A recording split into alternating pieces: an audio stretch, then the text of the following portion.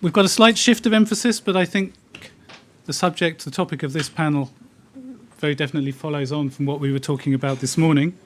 And we'll be considering to some extent how policy and practice has changed, the influences on those change, and looking forward as to how is research going to start influencing positive change. So I hope we can end on a slightly more upbeat note than maybe we got to at some points in the morning discussion. My notes here say that I should give a personal view on how I think policy and practice has changed in disasters over the last 40 years. I can't really do that. 40 years ago, the only disasters I was at university, the only disaster I was interested in was the English Civil War in the mid-17th century.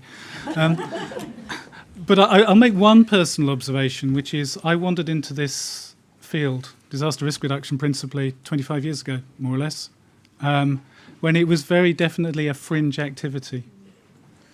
And to see over that period of time the massive growth, not just in the number of people and organisations involved, but in the way of thinking about it and applying it, has been actually revelatory. And maybe it's that 25-year plus span that we should be thinking about as meaningful in terms of change.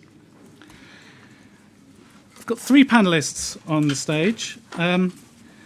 Dr. Yasmin Aysan is an architect by background, experience in disaster risk management and post-disaster recovery. She worked at Oxford Brookes University, where she was director of the Disaster Management Centre. She's held advisory and management positions at the UNDP Bureau for Crisis Prevention and Recovery, worked at the ICRC as a senior policy advisor, as head of disaster preparedness and policy, and more recently as the Undersecretary General for Disaster Response and Recovery. Dr. Jennifer Leaning is the director of the François-Xavier Bagneau, is that pronounced right? Centre for Health and Human Rights at Harvard University, and professor of the practice of health and human rights at Harvard School of Public Health. She's also a faculty member of the Department of Emergency Medicine at Brigham and Women's Hospital. Her research interests focus on issues of public health and international law in response to war and disaster, early warning for mass atrocities, and problems of human security in the context of forced migration and conflict. And Dr. Hugo Slim is head of policy at the ICRC in Geneva. Before that, he was senior research fellow at the Institute of Ethics, Law and Armed Conflict at Oxford University, where he led research on humanitarian ethics and the protection of civilians.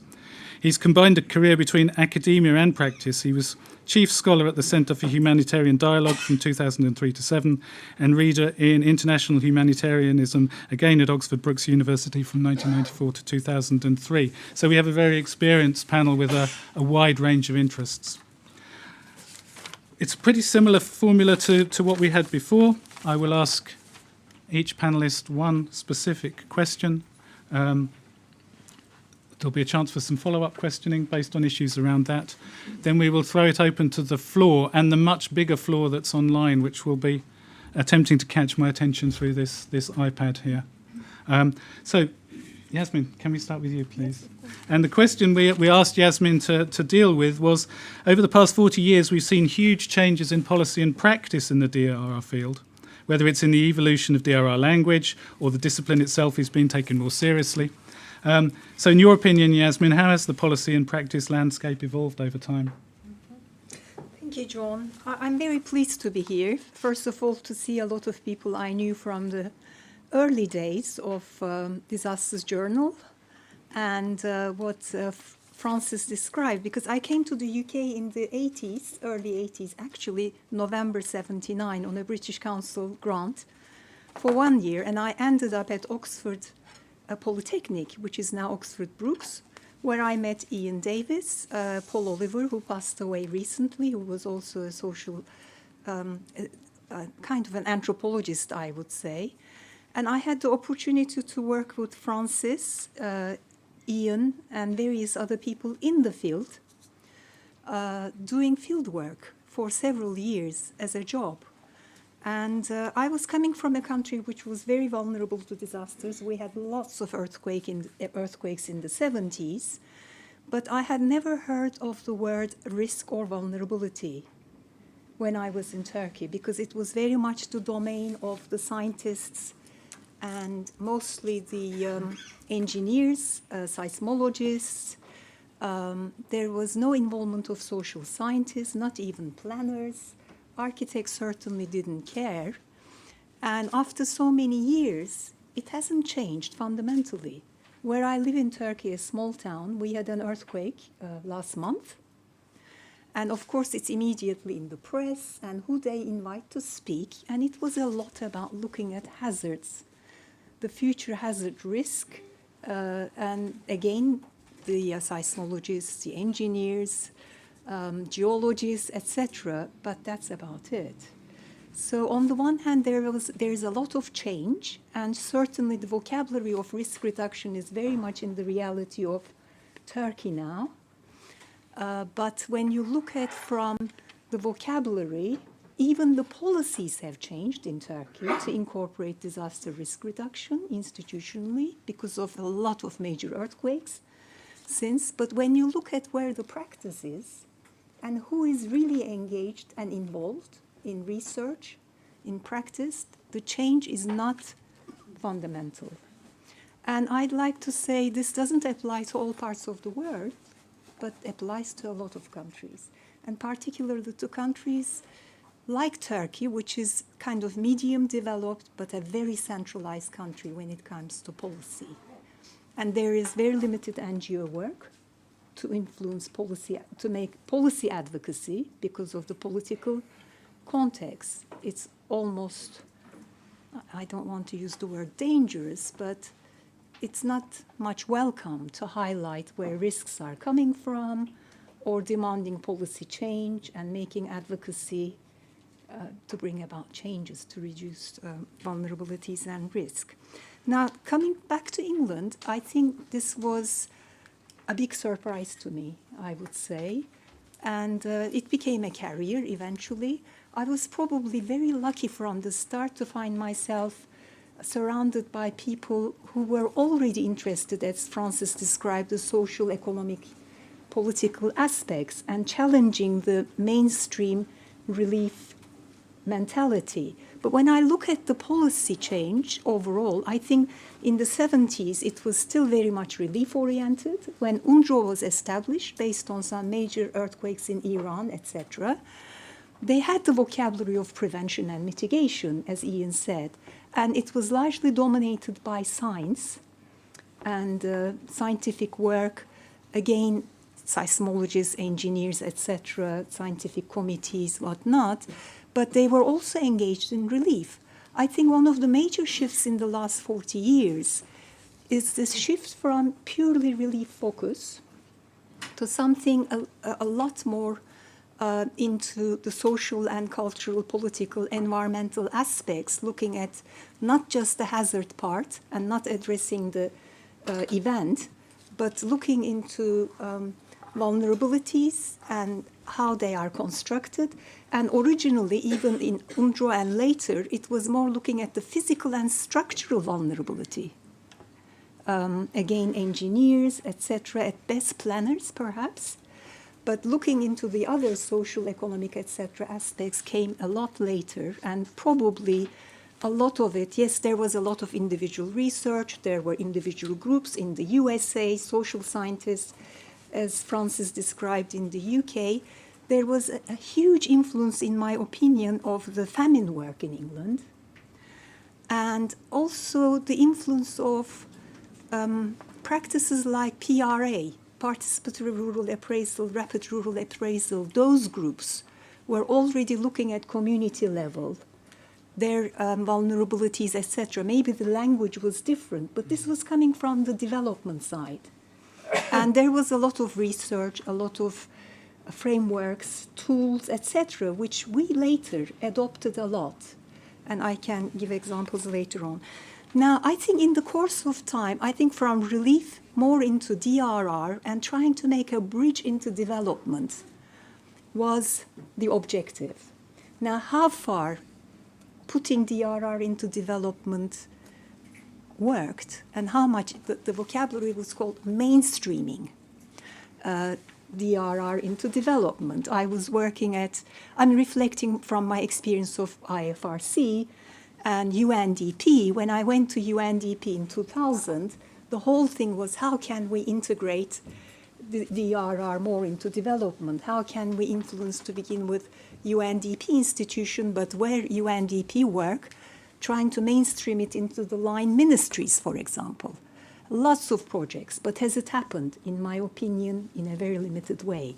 So the vocabulary evolved, the frameworks evolved, policy at the global level evolved, but the critical thing is how much of it really changed the practice. Now, through the ISDR, IDNDR, HIOGO, etc., a lot of things added to this framework. I think initially ISDR was very much, again, scientific-oriented. It was a scientific committee, etc. It was, I think in 2005, it kind of incorporated the agenda of more the social, political aspects. And then gradually the current resilience issue was also the subheading of Yokohama, if I'm correct. It was to build the resilience of governments and communities. Now we're coming back to the same vocabulary in a way. So I think gradually from a sort of core, more scientific group and relief orientation on the other hand, it moved in that direction. And also I think the vocabulary and the conceptual framework became wider, incorporating resilience, capacity building, for example, which came with Mary Anderson's work as a framework used by NGOs extensively, including the Federation, which is probably in some ways similar to the current resilience agenda, parts of the current resilience framework, and capacity as to look at the other side of the coin of vulnerability was already named a couple of times at international policy level. And then gradually, I think it was partnerships involving the private sector, everybody working together, etc. Now, governments subscribe to this, of course, to the international agenda, because they're member states of the UN, and in fact, they determine policy. And yet, when you look at the implementation of it, probably it hasn't gone that far. Not the sophistication and the complexity of the language, of the frameworks, and of the numerous tools that have been developed over the last 40 years. And when you look at how much is practiced from those, there is a bit of a gap. And I'd like to say, it's not to say that the governments are not aware. I think it's now in the vocabulary of everyone. I recently evaluated a project for USAID in Nepal, and it was with the army, the police, etc., looking at search and rescue training, emergency response training. And when I look at their training material, one of the first chapters are the whole disaster reduction framework. Now, of course, when we evaluated, they said that was the most theoretical part and not so useful to their work. But I think nowadays even the emergency response teams are somehow exposed to the framework of DRR and certainly aware of the vocabulary. Governments, you don't have to explain what DRR and what you're trying to discuss, etc. I think it's second nature. And certainly in the NGO community, I think everybody uses the language and the frameworks. When it comes to implementation, I'm going to refer to two examples. One is for the last HIOGO framework of action monitoring, which is a tool for governments reporting back what they are implementing from the components of disaster risk reduction that they subscribe to in HIOGO. Alain Lavelle and I were asked to write a piece on governance. Governance is one of the aspects. And when we looked at what governments were reporting as implementation, the most reported part was preparedness and response, early warning and preparedness.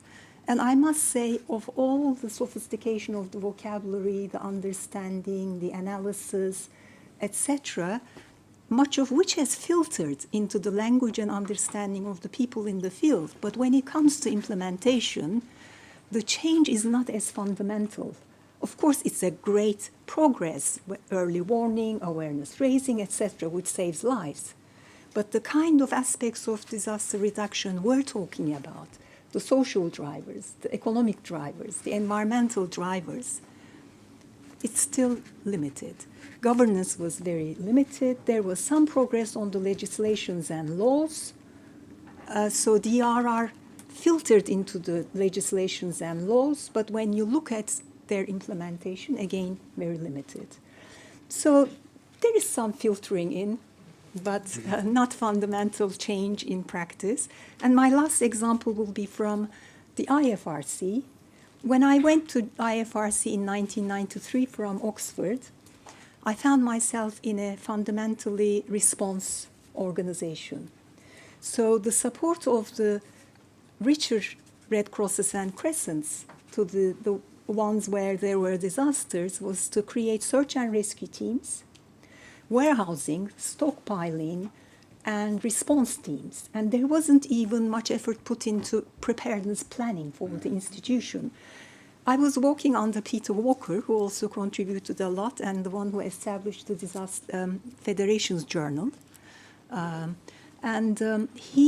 I was the very first disaster preparedness advisor in the Federation in '93. And when I started, of course, I was very familiar with the DRR language from my academic work for 14 years in England. But I could not introduce the word DRR because people were disengaged in the institution. So I used the word community-based disaster preparedness. And within that, we addressed a lot of the DRR issues because that could be an entry point and people would relate to it as a vocabulary. But suddenly to jump the organization from relief and warehousing and search and rescue teams to something fundamentally different, although, of course, they worked at the community level doing health messaging, first aid, etc., still it was a big leap. And I had 5 delegates in 5 regions called disaster preparedness delegates. I had to find the funding. Institution couldn't put funding. Richer societies were not interested.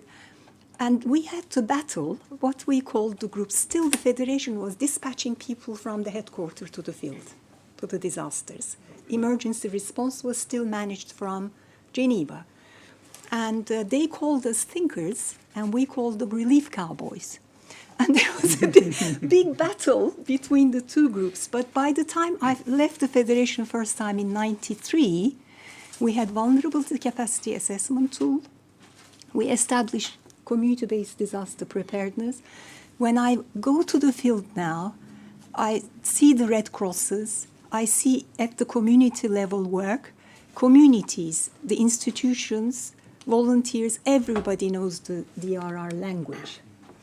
But my last point is still, when I look at what they are implementing, it's still to a very large extent preparedness. And the deeper end of DRR examples, there are lots of good pilots. There is no lack of good pilots from Red Cross, from UN, from other NGOs. The problem is, who's going to scale up good pilots? A lot of the good work in the field, a lot of the things that we research, I evaluate as a good example. I very seldom see that in time they were scaled up, because I think most of the time it's left with the government to scale up good examples, because DRR funding is still 3 to 4 years maximum. I go to Nepal, I see fantastic work by the British government in development, people working there for 15 years, incrementally. I look at the DRR work, investment is made every time there's a major disaster in Nepal.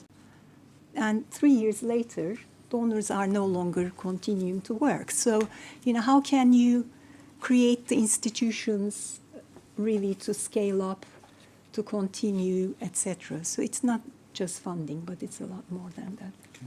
Thank you. Thank you. Interesting questions there about the use of language and the role that language plays in changing processes and attitudes, or not changing them, as the case may be. And we'll probably want to come back to that in the discussion later on. I'm going to move on to Hugo now. The question we asked Hugo to answer in 7 minutes, it's only a small question, Over the past 40 years, the world has witnessed numerous large-scale crises, from sectarian conflicts, civil wars, territorial disputes, refugee crises, food security, etc. Have you seen a shift in the way in which we respond to crisis? And are we doing more for risk reduction in these fragile and conflict-affected countries? It's a jolly long question for a short answer, isn't it? Thank you very much, John, and thank you all for inviting me today. I'm very touched to be on a panel on this 40th anniversary, because I think, like a lot of us, I love disasters as the key journal for us in humanitarian studies. And I know that it's always been in my career, if I could get an article in disasters, that meant more to me somehow than any other journal. And I managed it 3 times, once with John Mitchell in a joint article, and then twice on my own. And then I had a rejection as well from disasters, which was wonderful. And I'd written a rather pretty dodgy paper, actually, and I chucked it in to disasters when I was at Oxford a few years ago, and hoping, they would take it. And quite rightly, the reviewer wrote back and said, this paper totally lacks rigour, which it did. And the referee also said, not only that, but consistently throughout the paper, the author misunderstands and misrepresents the work of Hugo Slim. So it's a brilliant, and it made me reflect, and I suppose we probably all misunderstand our work and don't really understand what we've written at all, and I think that's probably true. So I had 3 wins and one rejection. I'm also very pleased to be here because, as the ICRC, so I got my little badge on, because I have to sort of swing both ways a bit in this talk.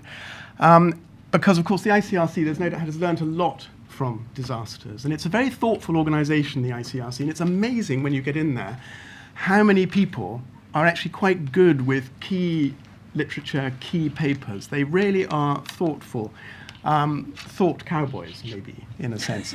And so I can tell that, and I know from wider in the movement, of course, that, the papers in disasters have had a huge influence. So thank you from the ICRC as well for disasters. I want to try and talk briefly about sort of 4 areas. The first one I want to start with is conflict, of course, because that's what I'm asked to talk about. But that is also, in a sense, something that did, in a funny way, probably burst upon the disasters community in the 90s, really. I mean, everyone here, John and everyone knows there were always conflicts, but there was a spike in conflicts during the early 90s, in many conflicts, a spike in conflicts, particularly non-international armed conflicts. So these were a real challenge. And there's no doubt that during that time, the disaster study community worked very hard on conflict analysis. So one of the trends, one of the ways that I think, disaster studies, this journal and others has influenced practice in the last few years, in the last 20, 30 years, is by people like Mark Duffield, David Keane, many others, thinking hard and bringing a war economy approach to our thinking and our understanding. And many more subtle actually that's not fair, more subtle than Duffield and Keane, that's what I mean at all. But other subtle anthropologists and others have worked hard to really explore the lived experience of people enduring and engaging in those armed conflicts. So that's one big area, I think, in a sense that this community, this thoughtful community, has helped shape conflict, shaped, the way we do policy and practice. And it shaped a lot of policy and a lot of practice to think in a war economies approach and a conflict analysis approach. There's no doubt it shifted major government donors and took a whole new line in disaster studies, if you like. Now, the second one, as a result of that, I think I'm calling it lawing up. I think the whole community lawyered up at the same time. There was a big move, I suppose, and from the sort of 90s onwards to, and I like to think in a way that maybe there was a sort of democratization of IHL, refugee law, human rights, the whole movement to become rights-based in our understanding of how people were entitled to various things: protection, assistance, safety, flight, exile, asylum.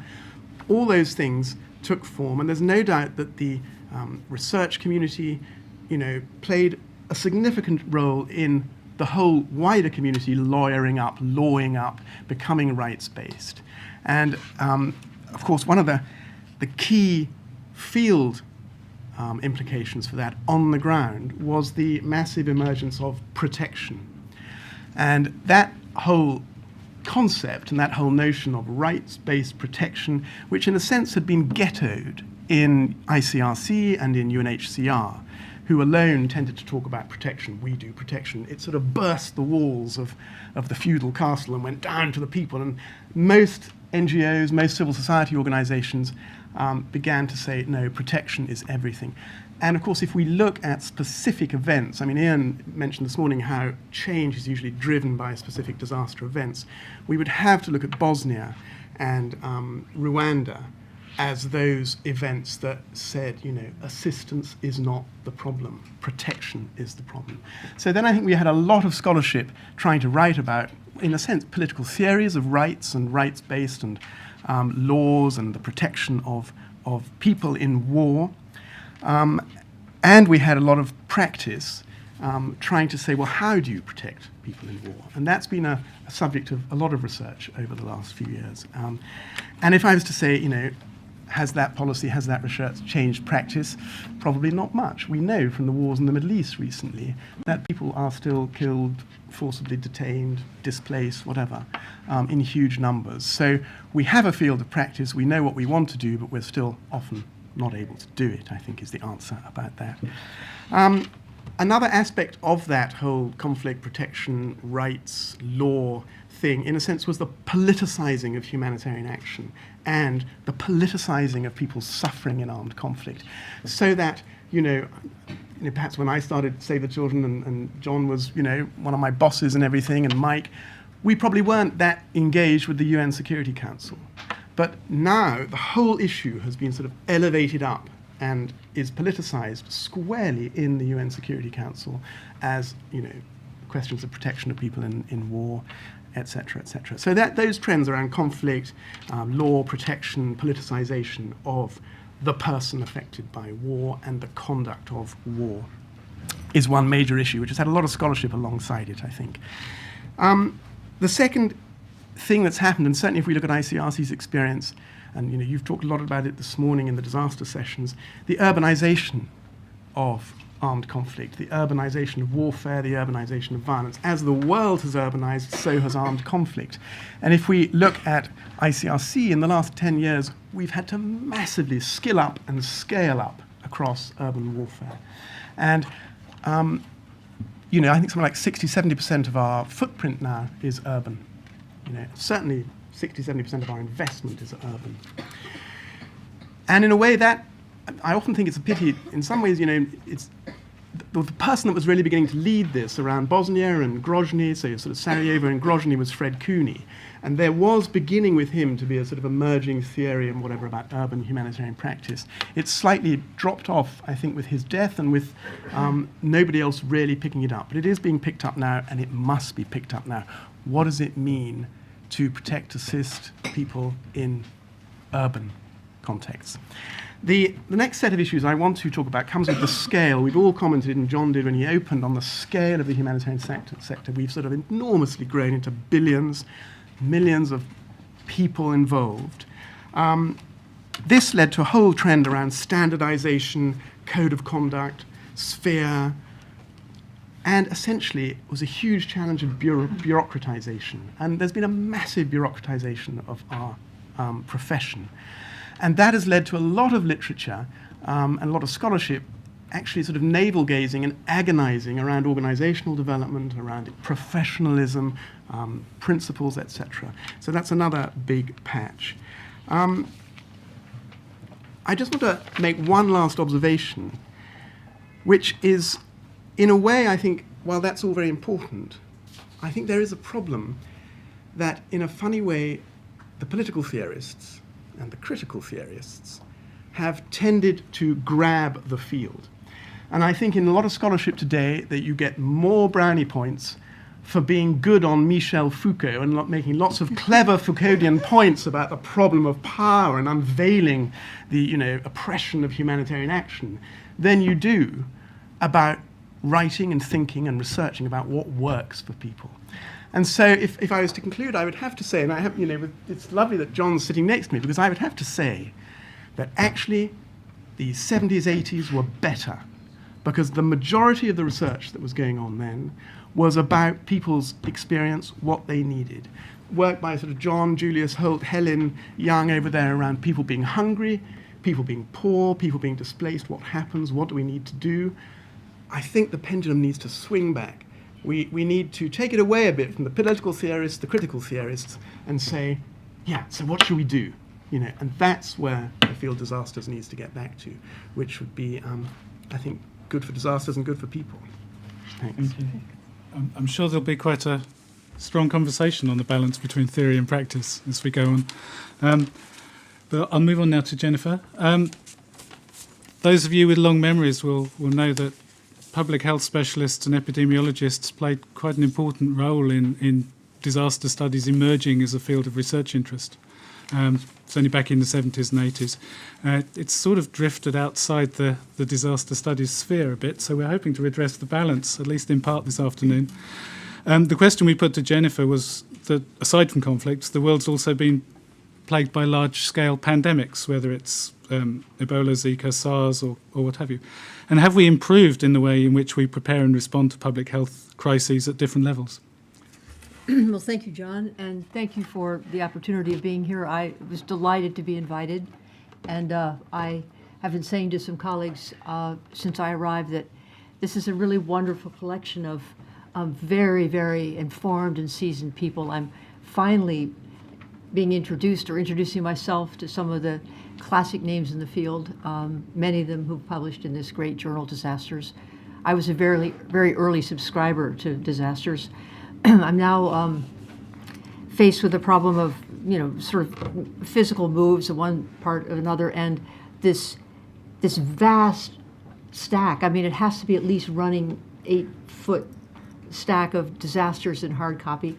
I know it's online, et cetera, and I just can't throw it away and say, well, it's going to be online. I still love the physical ones, the way it's changed over time. So it is a very core journal in the field. I have some comments about how the field of medicine and public health and the more medically oriented humanitarian community might be better served by disasters or vice versa, but that's another point to make. So thank you for this question. I have a few thoughts that I'd like to share with you about it. So pandemics are like, and I will not use the word natural disasters, but I will say they are like meteorological and geological disasters, in that they have common elements and unique ones. And I would say that in the last 50 to 20 years about pandemics, we have learned a great deal about the unique elements of each of these major pandemics. And, SARS, Ebola, Zika. I'll leave cholera out for a moment.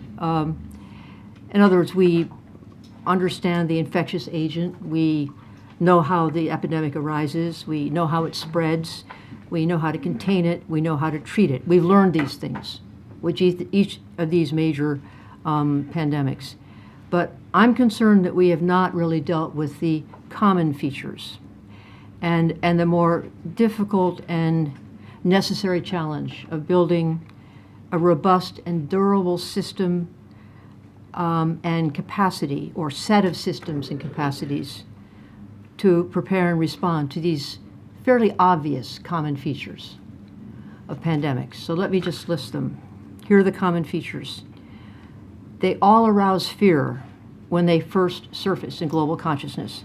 They cause grave disability, illness, and death.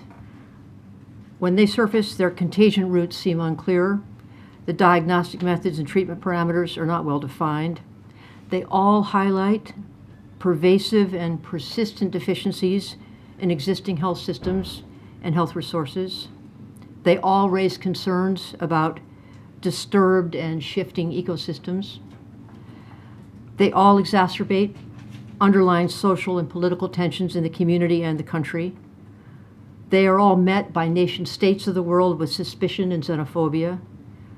They all ignite substantial human rights issues relating to restriction of movement and contact tracing. They always give rise to heroic and pioneering humanitarian efforts. They all expose the frailty and venality of our drug development and distribution systems. They all challenge global governance for health. So we've learned a lot about these individual agents, but I believe we are only just now seriously considering an integrated global strategy at all levels and at all sectors for prevention, for surveillance and early detection, and coordinated response to the common shared features of these diverse biological threats that have just been mentioned and of the many that lie in the future. So we've learned a lot, but we have not summed it up in a way that is mobilizable or greater than the sum of its parts. And it will be distressing to see some of the major lessons we've learned unravel at the next big one that occurs, and I'm expecting that. There are some positive things, but that's in a second set of questions I know you have for us. Cholera is in a realm of itself because it's long known. It doesn't explode in consciousness like the Zika epidemic.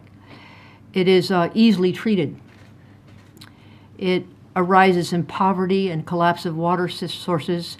And I think the reason we need to talk about it now is it is resurgent in the context of war, armed conflict, and post-conflict or chronic disarray of societies. And it is, if you think about medicine and public health, where we use surveillance and we talk about sentinel events, that is signaling a change from baseline, cholera is that.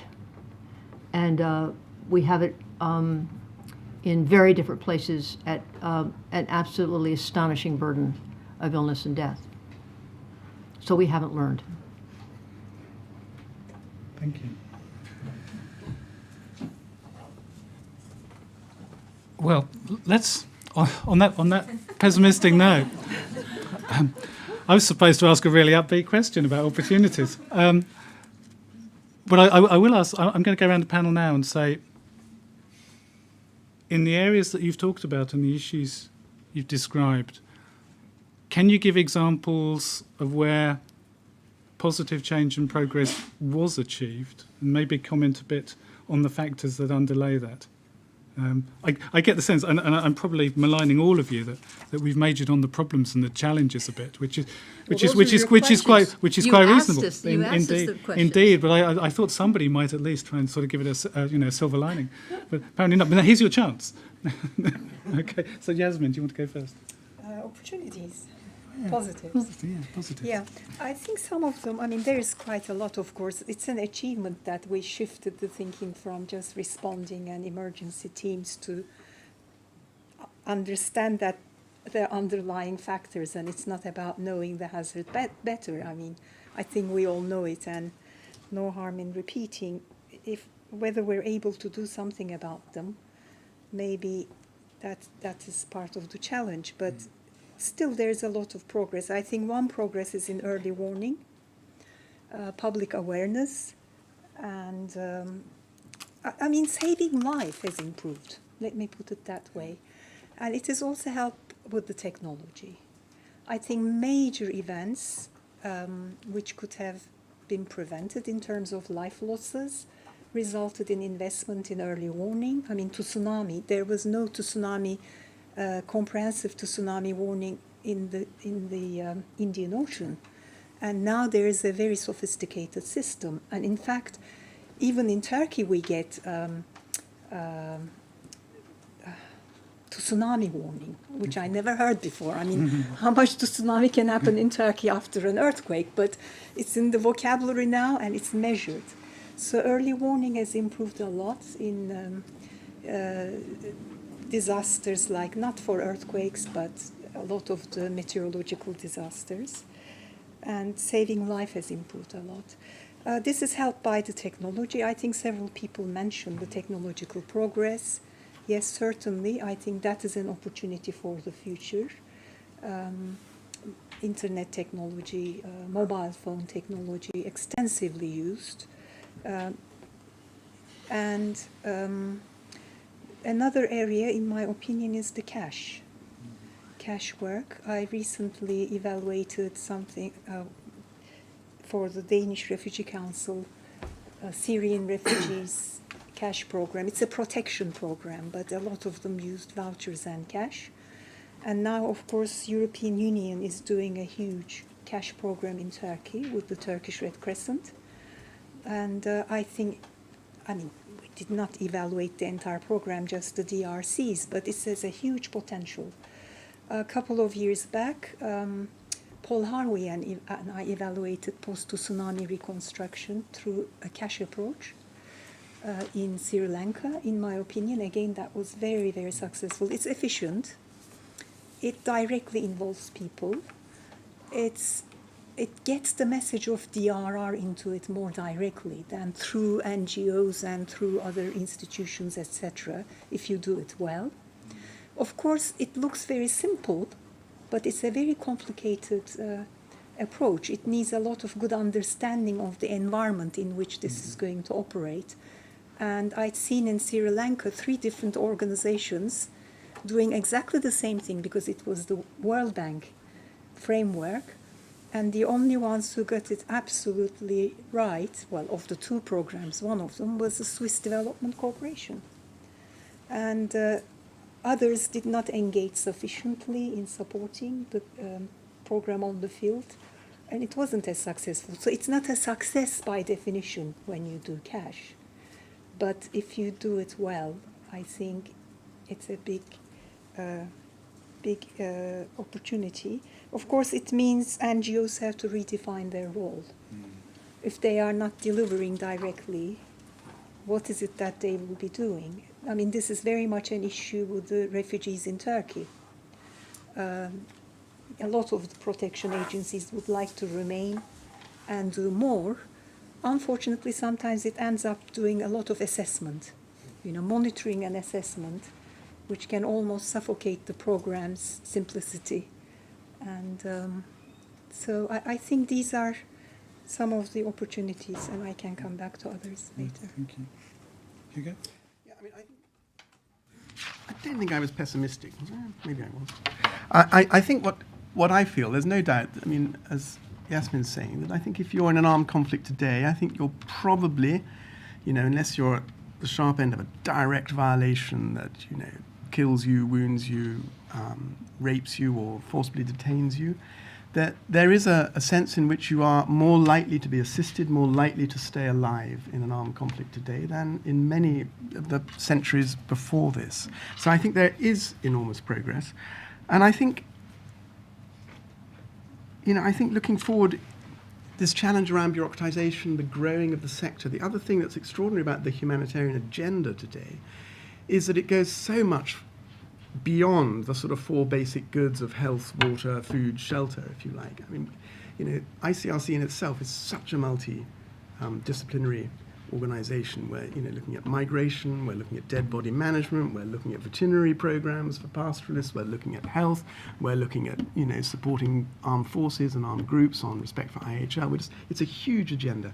And then it breaks down into whole new notions of inclusion, as we heard from Sarah this morning, around disabled people, children, gender, generation, et cetera, different forms of identity that need to be understood and worked on. So it's a very elaborate agenda now, trying to include so many issues and so many people. It's almost a sort of whole society approach to humanitarian action. So it makes it very challenging. And then added to the bureaucratization of the sector and the massive sort of transnational organizations involved, this is a challenge. So I think looking forward, what should we be thinking? We have to find a way, I think, to understand what we're asking of ourselves, how complicated a lot of it is. We have to really focus on simplifying wherever we can and finding simple forms of partnership or operation, simple research which shows us what works, and really try and leverage those much more, I think, is the only way to go. And that means thinking about localization, thinking about partnerships. All the stuff that Luca was talking about, I think is very important. Yes, well, I have a number of positive things to say. I think because out of this cauldron of failure to deal with common features, I think the Ebola epidemic crystallized in many people's minds at all levels and various sectors that we've got to get better at dealing with pandemics. And And so arising from the enormous work that was done out of Hong Kong and China in responding to the SARS epidemic, and a lot of that was just bootstrap, walking around epidemiology, contact tracing, just sheer hard work, learning from Canada's faltering experience about dealing with the epidemic at one of its major urban areas, and then how it came through that. We've accumulated a sense of how do you respond to each one better, and that has really been, I think, extremely heartening. And this is something that the medical, the scientific, the physician, the health worker, but also to some extent global governance, WHO improving over time and now getting, I think, a lot better at being in the command role it needs to be for some of these globalized disasters. There's been a lot of thinking about how to get better. So if I could just talk about 5 major domains that I think are getting better, and a couple of them have been identified for disasters more generally, and I agree entirely with what's been said about disasters, DRR, and also about conflict and humanitarian response more generally. But from the standpoint of pandemics, I would say that this. So one of them is we've really gotten better, and we trialed it in Ebola in a very kind of disseminated, dispersed, not necessarily coordinated way, and now it's coming together. So technology-based early warning and tracking systems. This you're going to see this full bore now in the next big epidemic. And it's been mentioned before, but cell data records, the CDR, is an explosively powerful new technology. You need cell phone operators to give permission to give you anonymized data. But you can now see population movement and tracking, crossing borders. And there's some elegant papers that show how applying cell phone technologies to the West African situation would have been very, very helpful. It wasn't done, but now it occurred to people. So now they're mapping. West Africa has a very, very high density penetration of cell phones. And if you look at the patterns of cell phones and the way people move based on their cell phone IDs, you would not have been surprised that this one case that occurred in Guinea, this kid that died in December of 2013, and then MSF picking it up something in March of 2014, and then by May of 2014, MSF being absolutely sounding this vast alert about the Ebola epidemic. And even then, there was uncertainty on the part of the world, and WHO took longer to pick it up. Now that would be gone. You'd have the cell phone records, and you could see people move and say a case here, an index case here. It is going to arise here in about 10 days. The way we can track how people follow. So there won't be any sort of unknown features about the spread of these illnesses because they are basically move as people move.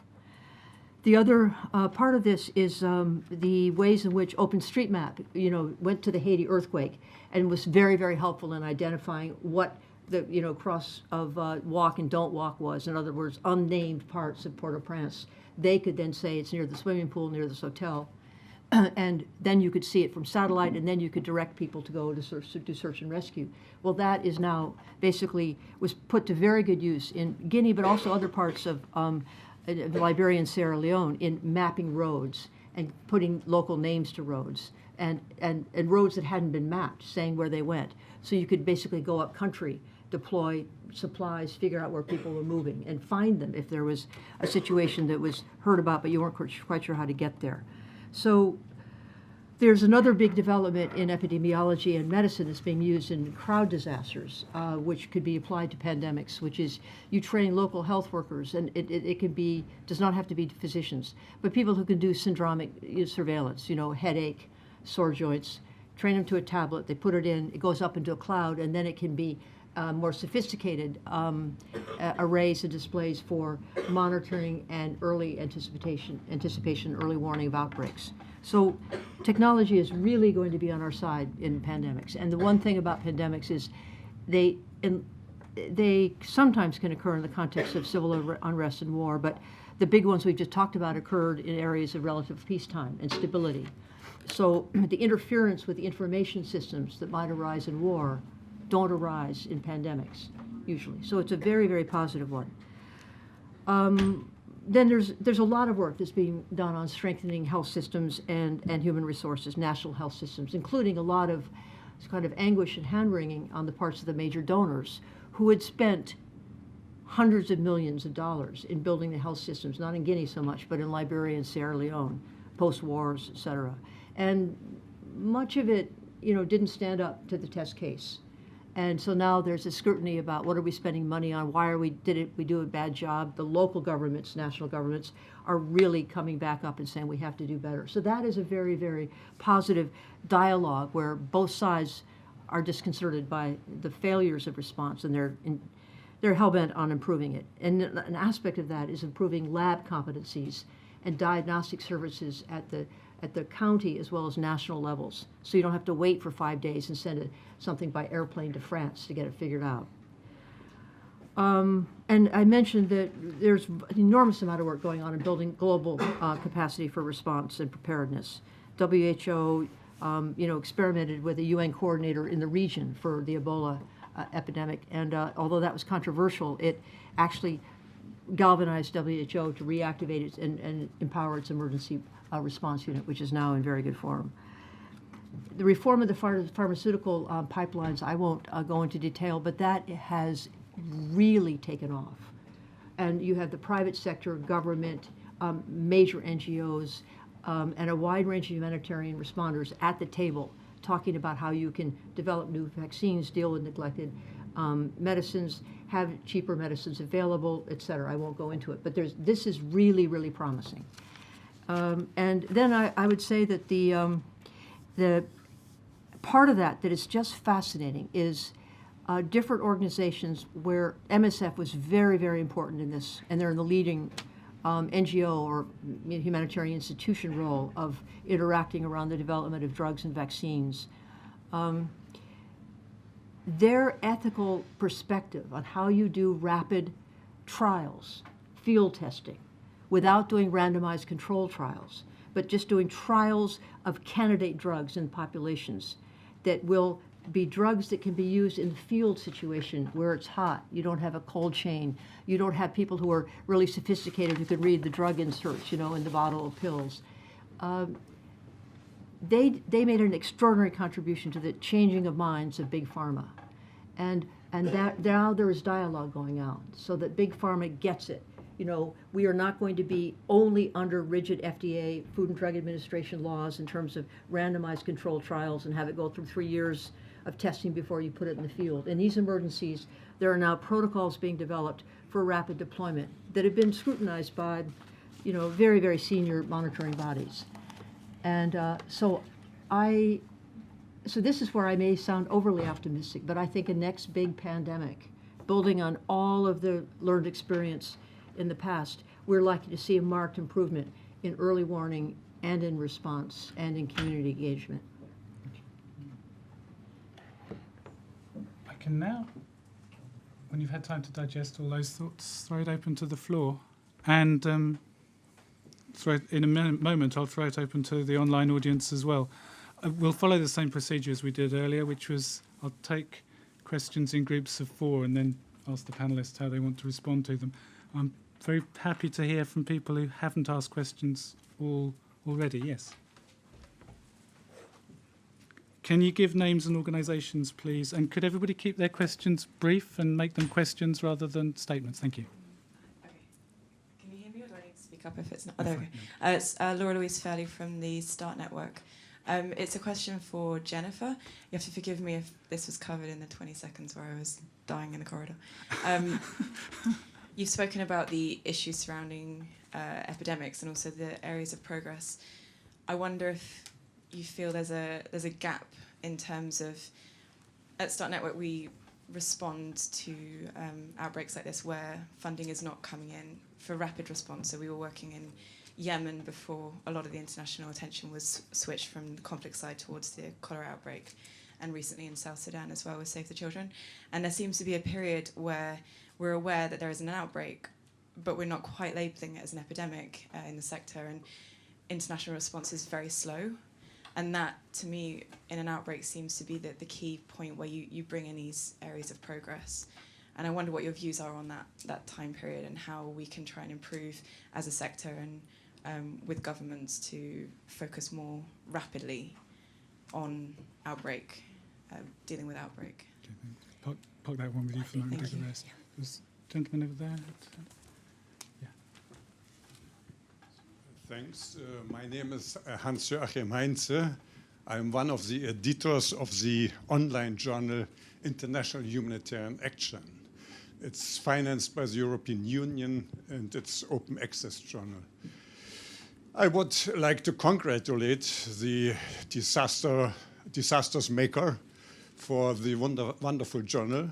We use it very much in our education, in our NOHA network. And we are now talking about the future challenges. And my question deals with the codification process within the United Nations. And I know the reputation of the law is not that good.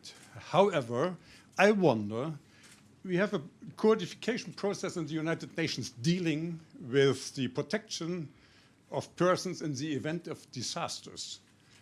And the people who deal with disasters do not take care of it. I mean, I can't understand. I miss the legal dimension of humanitarian action and disasters in the journal. And my recommendation would be, please deal a little bit as legal issues. Thank you. Thank you. Are there other hands up? Bruno, yeah. Hello. Yes. My name is Bruno Hagebart. I'm with the International Federation of the Red Cross and Red Crescent Societies. I have a question for Hugo. There's been quite a few attempts to bring together the DR community and conflict community to learn from each other's work, and often with quite unclear results, and we still seem to work very much into our own silos. So I would like to hear from Hugo, from his perspective as at the ICRC side, what can we learn from each other, and what are the obstacles but also the opportunities to work more closely together, because I think this is still lacking, especially as we work in more complex environments increasingly. So. Thank you. And Pastor, you had your hand up as well. Fausto Marincioni, Polytechnic University of Marche, Italy. This is an ongoing discussion and possibly is directed to Professor Slim. Where do you think we are in terms of disaster ethics? Again, it's going back into the discussion of responsibility, taking responsibility. Are we as scientists doing enough to foster these discourse on disaster responsibility?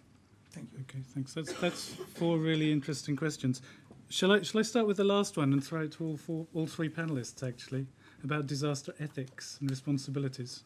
Anyone like to pick that one up? It was directed principally at you, but I don't think it's exclusive to that. No, thank you. And it's important, and I actually think it ties very clearly to Hans Joachim's point too, because it's this question, in a sense, not just of responsibility, but people's rights. And I think it was Ben or someone over there earlier said, you know, we're going to look in the future at huge claims against county governments and for neglect and negligence. I mean, one of the great insights coming out of famine work, of course, from Amartya Sen and others, is that, you know, unless you have political contract around hunger, then you won't stop famine. So you have to have the kind of political and legal contracts you're talking around between society and government. I mean, it's what Yasmin talking about, government.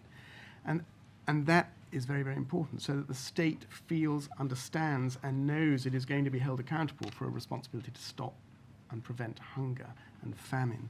And I mean, I do think we have to, and you know, when I talked earlier about the rights-basing of civilians in conflict, particularly over the last 20, 30 years in scholarship and practice, it's the same thing. I think it's people trying to make quite clear that there should be a political and legal contract between people suffering in war and states and others with responsibility. And I think it has to happen in disaster ethics. I mean, Bruno probably knows better than I do, but you know, the work on disaster law, the emerging work around disaster law from the Federation of the Red Cross and others, I think will take us in that direction. And I think it should, because I think there should be a political and legal contract between citizens who are vulnerable to disaster and states and other governments who have taken on responsibility to be governing to protect them. And I think it will become more and more of an issue alongside climate change, more common disasters, urbanisation, etc. So I think it's not just it is a fundamental matter of ethics, but it's going to become a core matter of policy and political contest. Yasmin? I think it really, I agree about the contract side. As you say, it has to be a contract between the government and the public. It changes from country to country. I mean, in some countries, the public and some institutions, civil society organizations, etc., can challenge the government and put political pressure on the government for policy change. Press can put a policy change pressure on the government, but in a lot of the countries, this will be difficult, if not dangerous. So it really depends on where you are. And the second issue is often the most vulnerable people are not capable of voicing themselves. And someone has to help them to voice themselves. And they have to be helped to organize themselves to be voiced. If you are already able to voice yourself through something, then I think you are into some putting public pressure, but often the kind of people that we would like to be helped, we feel are ignored and left out, are not necessarily the ones who are organized enough to do so. There were some attempts like accountability frameworks. I'm sure there are a lot of people who are able to speak to that. And where it went and how far it was successful in public accountability, it was more the accountability of the donors to the recipients, etc. But I'm not sure if it went far enough to be able to create this contract. Maybe the donors were more concerned about their own accountability because they can be criticized back in their parliaments and by their own public, who's actually the taxpayer for this, for what has been achieved. But at the national level, I think there are some successful examples like Colombia, for example, where the municipal governments, in a way, have this kind of a contract, and they are accountable to the public for their services to reduce disaster risk. And it took many, many years, and it became the mayor's actually election agenda, and they could be held accountable. But in other, there can be successful countries in that respect, but not the majority. But certainly that's a way to go. And who can help this? Who actually sets policy? Who actually raise awareness for policy change? The press has a role, if they can be independent, and civil society organizations can be.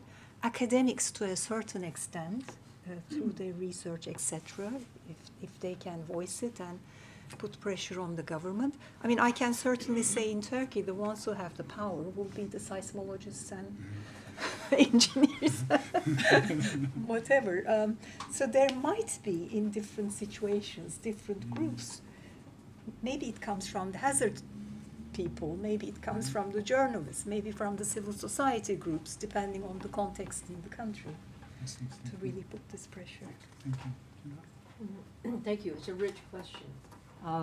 And I agree with the contract point and everything that has already been said in response. I would say I push it a bit in the sense that and I'm not sure either of you would disagree with me, but that a legal contract, something that is written in terms of the UN, is very important. Some deeply implied emanation from the rights and legal framework of nation states that would make it sort of impossible for a state to evade responsibility if it's charged with malfeasance in the response to a disaster. It gets a little bit more frail at the community level, but count on it. there's going to be an enormous amount of litigation around insurance law and land use law in Houston after this Hurricane Harvey, because Houston basically put cement over all of the floodplains. It dammed up some of the rivulets. It essentially destroyed its capacity, and it's a vast city, to handle heavy rain. And this is the outcome. So there's going to be litigation here. But there's also a sort of an edgy implicit contract, even with totalitarian states or with states that are that don't advance a human rights or legal agenda in relationship to their populations. It doesn't happen that often, but if we search, we'd find more examples than the ones I was just thinking of right now. So, for instance, a massive cyclone in the Bay of Bengal in 1970 was poorly responded to by the West Pakistan government. East Pakistan was about to have an election for its leadership and also for the state, the United State of Pakistan. They postponed it because of the disarray from the cyclone. They had an election in December of 1970. They brought in somebody who was deeply opposed to the West Pakistan federal government. West Pakistan responded angrily, and that led almost immediately to the outbreak of the Civil War in 1971. And analysts take it back to that fury in East Pakistan, to the failure of the national government to respond to that cyclone, which left somewhere between 250 and 500,000 people dead. Soviet Union had two syncopated disasters. So Chernobyl, the nuclear disaster, and then in 1988, shortly thereafter, the Soviet Armenia earthquake. And those two that basically showed tremendous failures on the part of the Soviet Union to deal with technology on the first part, and then with misery and suffering on the second part, essentially led to a complete disengagement from the Soviet project, and was part of what led to Glasnost and the opening under Gorbachev. People say the response of the federal government to Hurricane Katrina under the George W. Bush administration contributed to his failure to basically win the next midterm elections, et cetera. You can see that Trump is trying not to repeat that. He's all over the southern part of the United States. So there's, people are watching. And I would say that this idea of building in a disaster ethics that includes a contract and a recognition of a contract, or an explicit statement of, guess what, guys, there is a contract, is a really important topic. And I think it's sort of about to be actualized. But perhaps it would be a wonderful article for the Disasters Journal, really, or several. And then there's another way in which I think we should study how municipalities or governments respond to disasters, and there's a disaster ethics here. So, Hugo, you've talked brilliantly in many settings and written about humanitarian ethics. And but in the case studies I do on disasters and teach on, there's always a conflict between the efficiency of the response and recognizing where people's suffering and grieving areas are. And in my view, people care as much about the dead in a disaster as they do about the living. And the search for the missing, this is so palpable in earthquakes. Standing in front of the rock faces, wanting to see where they are, encouraging search and rescue, which we all know is, relatively futile after the first, 36, 40 hours.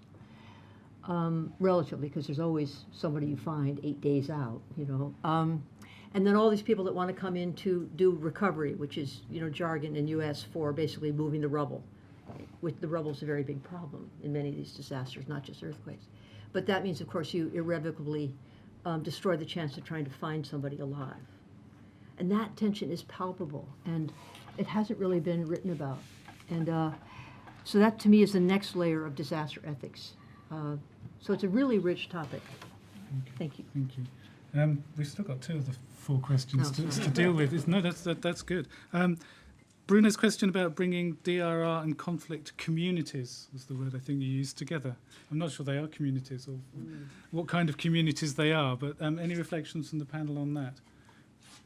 Whether they even need bringing together?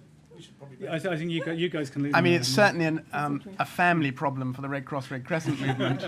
So we may not sort of voice it here, but I think there isn't enough of it. I think that's true. I mean, there's no doubt that you talked about Mary Anderson and the VCA vulnerability capacity analysis approach. That certainly has influenced conflict work, and certainly a lot of people, working today will also focus on that, but also focus on resilience as well. So I think there is overlap, but I think the two communities probably don't meet together and think together as much as they could. And as you say, Bruno, there are a lot, because we're talking about protracted conflict now, and the ICRC, in our top 10, the average time we've been in a place is 36 years now. So, we're in places where you have earthquakes, floods, whatever. And so we do have to work that out. But I think we can also have our own operational approach informed by probably better understanding. And the other, I've just agreed to go to a meeting on the humanitarian environmental nexus, another nexus. So I think this is all going to come together, and it's going to be key for us as well. We have to do it better somehow. Yasmin? The only thing I can add to it is how to work with the local partners. I think there is a lot of learning to do. In some areas, probably IFRC is more advanced because they have to work with the local partners, and ICRC could duck it for a very long time, but not anymore. Because of the situation in those countries, conflict countries, I think you cannot not work through the sort of local system. And maybe there are different experiences. And I think probably ICRC has a lot more leverage because you don't have to by mandate, whereas Federation has to work through the national societies, good or bad, because of their mandate. They cannot not work through them and choose another partner. I think these ways of operating at the local level could be a learning process. Okay. And also, I think the protection of the civilians, I think Federation can learn a lot from ICRC, because that's becoming an issue in disasters too, increasingly, and certainly Federation doesn't have the experience ICRC has. Okay, thank you. I'll move on to the last question, which is one which was directed to you anyway, about international response speeds. Well, it's a very good question, and you were saying that one of the issues that the START network is concerned about is when a case or maybe two cases arise, and the question is, when do you sound the alarm? Is that what your question was? It's been a while since you asked it. It's more about the perhaps failure of the international communities to react quickly enough when there is an outbreak of disease, and then by the time that they do come in, the caseload is well under control. Yeah. Well, thank you.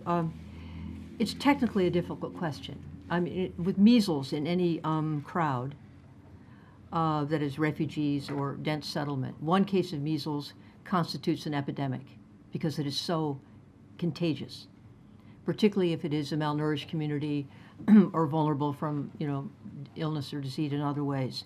And that's been well known in the disaster and humanitarian community.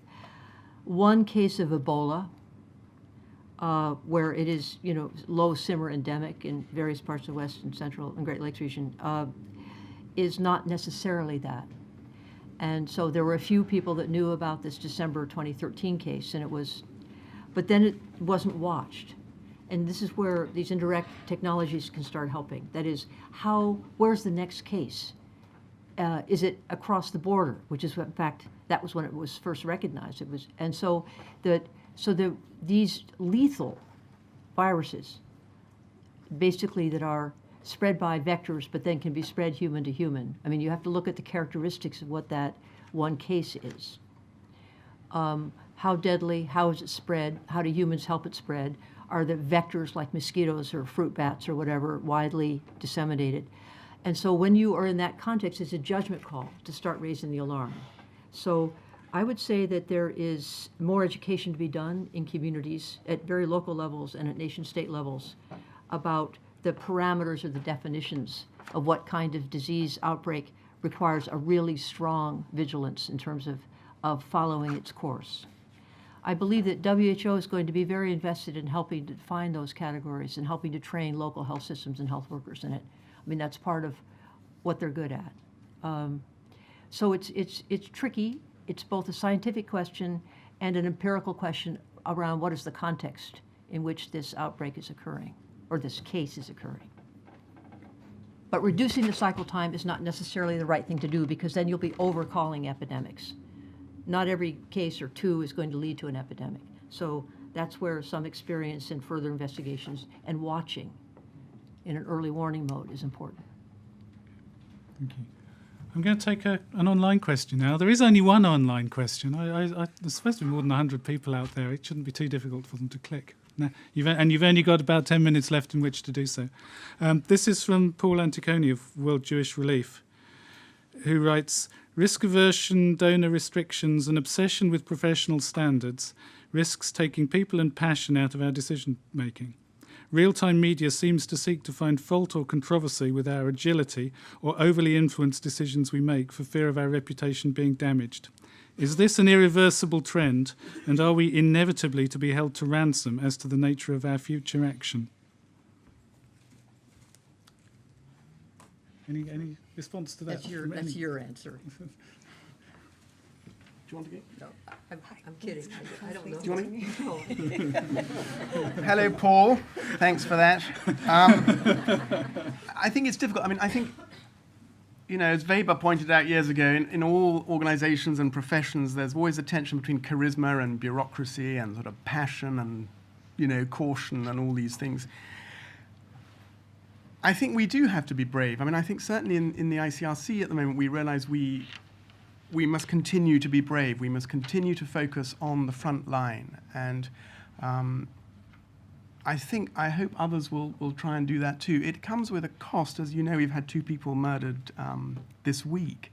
So it's very difficult, but I think we wouldn't be fulfilling our mission. We wouldn't be being humanitarian if we were being too risk averse. So I think we have to take risks. And I think we have to make it clear to people that we are taking them. We're taking them consciously and responsibly, so that we can't be overly criticized. And I think in terms of passion, I mean, I think you can't really do well in this profession and in this field unless you are driven by compassion, that's for sure. But feelings shouldn't drive everything. I mean, it was interesting, I think Ian and even Francis this morning said, there was a feeling that good intentions would be enough. Back in the days when we were, in a sense, overly amateur rather than overly professional. So we have to, follow David Hume and make sure that our passions are guided by our thoughts and by wise judgment as well. But you're right, we shouldn't be cowed. We shouldn't be made afraid to do what we need to do and what people who are suffering need as assistance or protection. But it's difficult, and it's part of a backlash, and it's also part of a backlash probably because we've got so big, it's such a big profession, it takes up a lot of space, therefore we're a target. But we have to continue to be courageous, I think. I can only add, I agree with what you have said, and maybe I should add, who's in the best place to do that?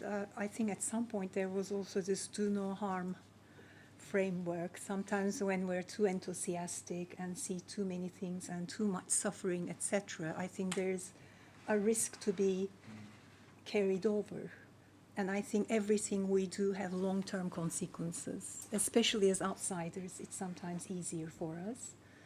And as we work more and more through the local, supporting local people and doing less and less of the work, I think we have to be very careful not to implicate people. I remember from the very first trips I did with Francis de Souza, Ian, etc., someone who helped them in eastern Turkey, visiting the earthquake places, were framed by the military.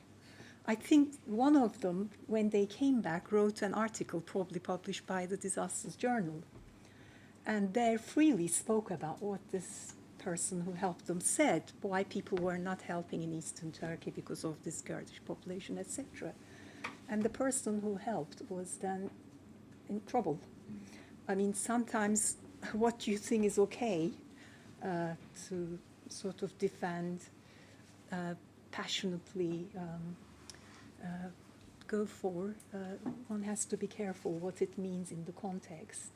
And if you are putting those who are helping you and working with you, their futures will be jeopardized. Okay. Was the question something about the media and what the media did? It was in part about the media. It was really about risk aversion amongst organisations in terms of the outcomes of what they do and the public consequences of failure as well. Well, then I don't have anything to add to what you both said. We've got 5 minutes to go. I would like to offer each of the panellists a chance to make a final thought, a big thought, a small thought, whatever you think. You passed on the last one. You want to start this ball rolling?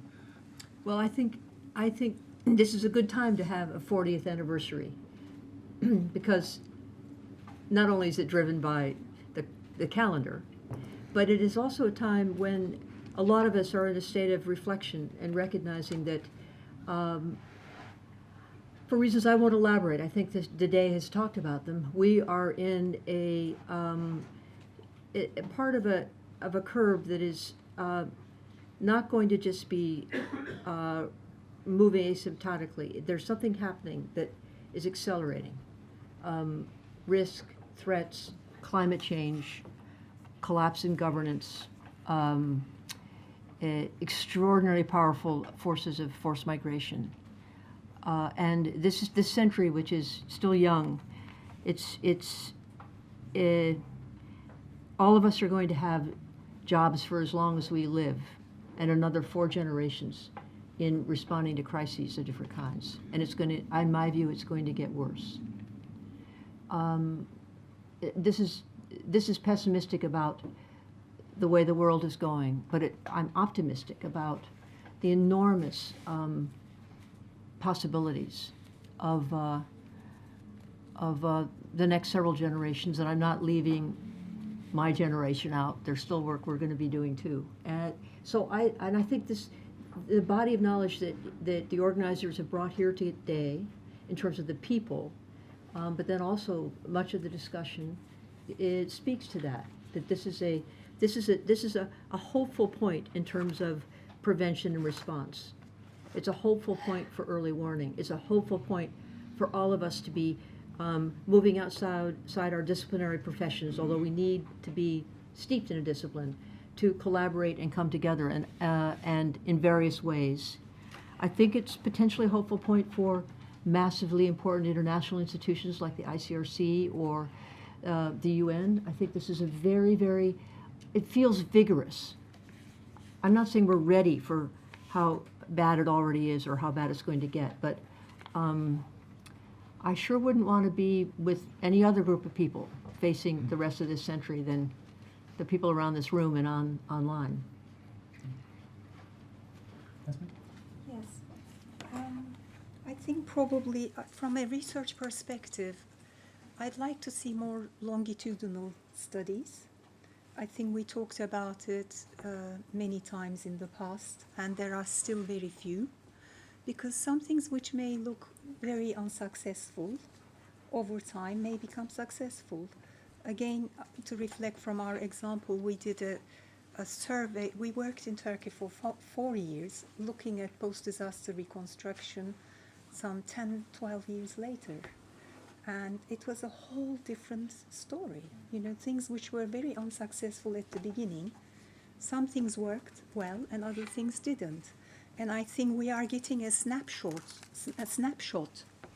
of what is, maybe it's in health it's different because you do this kind of monitoring and building on differently, but I totally agree. Certainly in other areas, I think the snapshot approach only gives a snapshot. And I don't think there are those out there doing research, making sort of linking those threads, trying to look at it in a longitudinal way. And I think there has to be more attempt made to look at the same situation over certain periods of time or an issue and see where it's going. It has been difficult to get funding for that long-term process. Yes, it is. It's difficult to get funding for research in general. So I think what little is available, I think maybe institutions can make the effort a little bit to put into it. Of course, yes. And the other issue is still, I think the humanitarian community, even the RR community, is a little bit inward-looking. And I think there can be a lot more engagement with, say, the development community or other types of communities. Because a lot of the things that we all know are not addressed are not going to be addressed by us. They're going to be addressed by development. And there are some good examples. I was in Bangladesh a couple of years ago, and I was really positively surprised to see that there was a big food security program, which is funded if it by others, and disaster risk reduction was a part of the food security problem, because for Bangladesh, it's ultimately about food security. And the interesting thing, I don't know if it's still the same, the ministry in charge was in charge of both disaster reduction. In its name, it had food security and disaster risk reduction ministry. I don't know if it still remains the same because institutions change. And I think at least with those kind of disasters where we know it's not like an odd earthquake, that it's there, big or small, and it affects the same communities, the same type of people, and it's ultimately about food security. I think that is possible to make the effort. But I don't think development community is going to reach out to us. They have a huge agenda, and if anything, I think we have to find some ways of sort of having good examples. Absolutely.